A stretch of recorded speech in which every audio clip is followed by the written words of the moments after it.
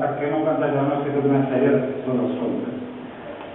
Amb una base que no es tenia que rellegir, es tenia que fer més en base al record, perquè no es contamini.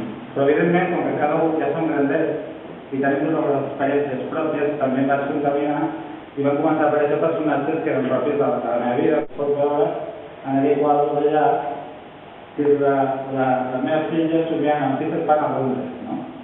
I amb una taca. I a vegades el que els contes tenen ser una mica íntimes i tot és molt dolent, I aquí el que volia era presentar l'altra cara, que seria, bueno, a mi m'agrada fer el guió perquè estic farta d'aquests porquets tan suposadament bons, no? Tots aquests comptes responen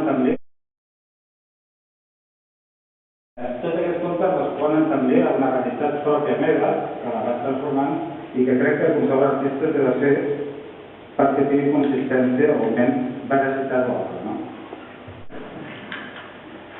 En quant al procés creatiu, es basava en posar-te dins del conte, començar des del conte al quadre en blanc, començar a pintar i a partir d'aquí has fent esbossos previs, així llavors passar a l'acció i llavors anar-lo transformant. Aquesta seria la part, podríem dir, més... Jo pinto amb l'estómac, no pinto amb el cap. En el sentit que soc bastant visceral, no? També hi ha algunes obres que veureu que no segueixen aquesta rauxa, sinó que són una mica més descriptives.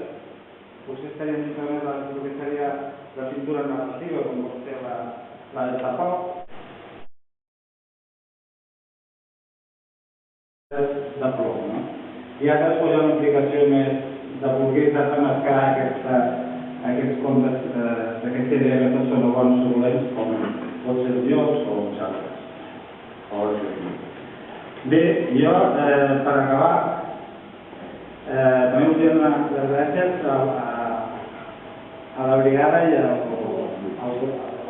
Polo, que sempre dic al Polo, per tot el que hem fet per muntar això, també a l'Alícia, que ha vingut disfressada de passant fred, i us invito a, dintre d'aquesta, podríem dir, plantejament de que estem en el bosc, en el lloc on passen les coses, bueno, un bosc de mentides, però el bosc fa por en quant a que no sabem on s'acaba, no?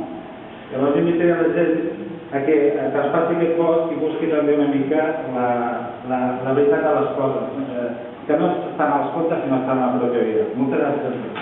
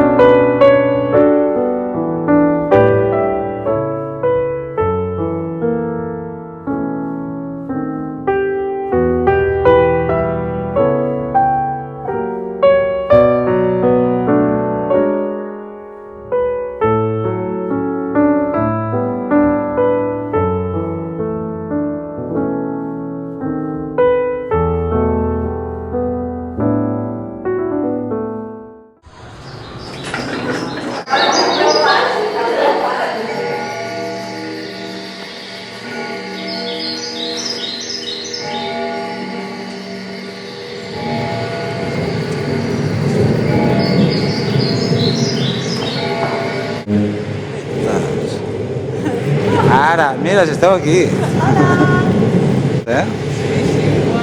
No som un espectre d'aquells que Sí, som... sí, totalment espectral, això.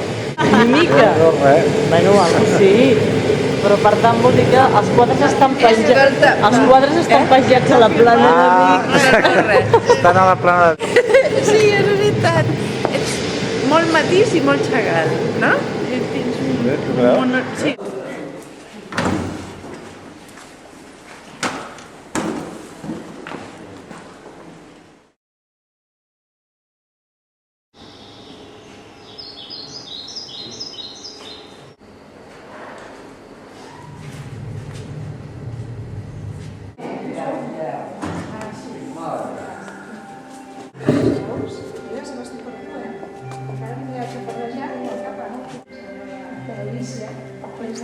cara van, ¿eh? No, no.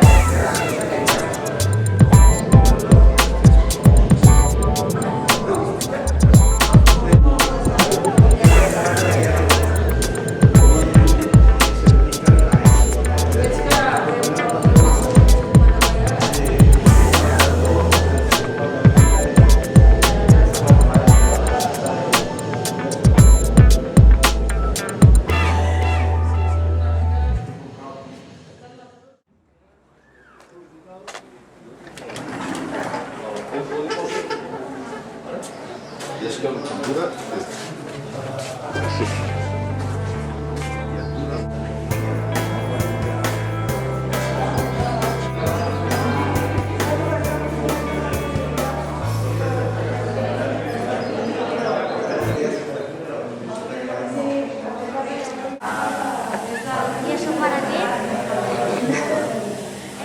¿Para qué? Para crear ambiente como de niebla.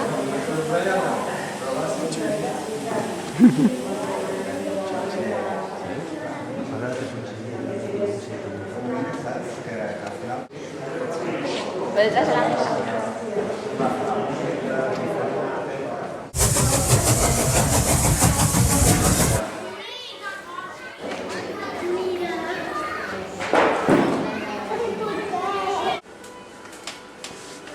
Gracias a poder hablar somos lo que somos.